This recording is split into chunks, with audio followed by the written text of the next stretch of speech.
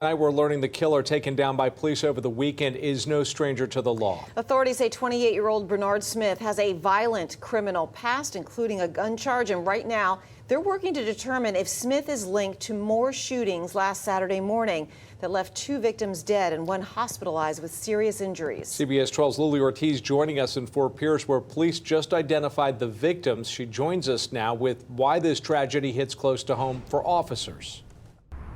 That's right. One of the shooting victims worked with police in the IT department.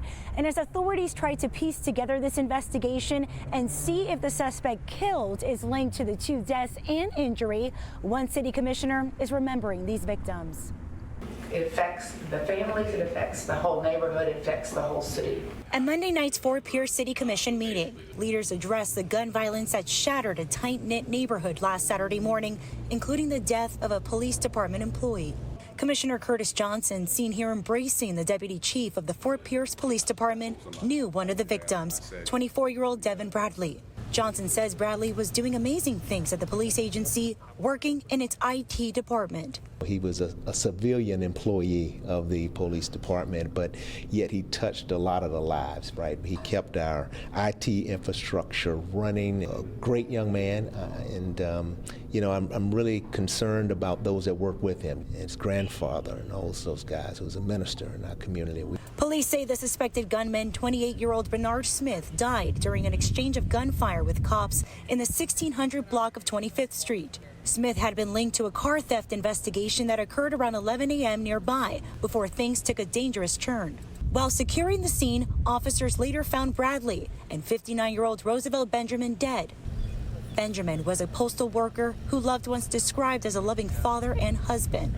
At this time, it's unclear if Smith is connected to their deaths. I know the Benjamin family, growing up in that neighborhood. My condolences go out to them, also to the Robinson family. Earlier, police provided a clearer timeline of what happened, including the moment they found another victim, 50-year-old Craig Robinson, injured with a gunshot wound before the police-involved shooting occurred. What we're looking at right now is trying to determine if all these incidents are connected.